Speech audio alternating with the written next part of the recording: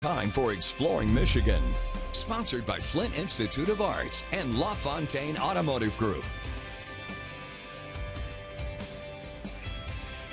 They are stories of our armed forces being outnumbered, surrounded, and in some cases giving their lives for our country. They can be found preserved at the nonprofit Michigan Heroes Museum in Frankenmuth. In this week's Exploring Michigan report, Kyle Macon takes a look at two men from Michigan who gave their lives to protect the freedom we have today. Whether you were drafted or you enlisted yourself, you did something amazing that most people today don't even do. Thanking veterans for their service is one of the many goals for John Reiter. He's the executive director of the Michigan Heroes Museum. Since 1975, the museum has been collecting the personal stories of the men and women who've served. They have more than 900 stories about people from every branch of our military.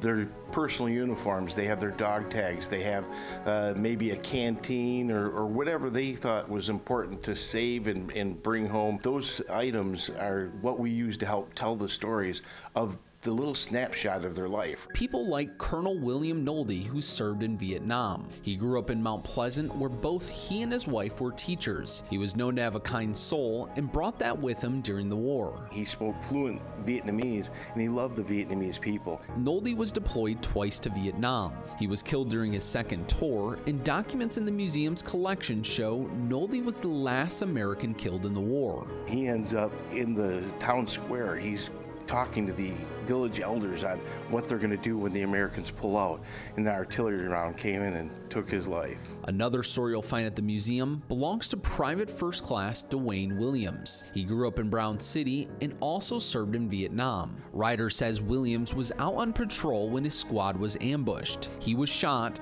the bullet severing his spine. Instead of just crumpling down onto the ground in the fetal position and staying there like I probably would have, he ends up using his forearms to pull himself forward in a firing position. Williams was paralyzed but still returned the fire until an enemy grenade landed between him and his squad mates. Dwayne used his upper body strength to roll over and lunge forward and pull that grenade underneath him. That was his 19th birthday on September 18th, 1968.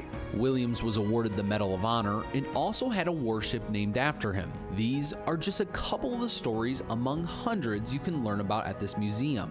Just take a moment and inside yourself and reflect on what these men and women have done for us. That's the least that we can do as Americans. If you like military history or just want to learn about the personal lives of the people that served in our armed forces, the museum is open to the public all week long from 10 until 5.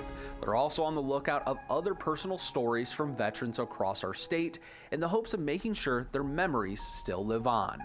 In Frankenmuth, Kyle Macon.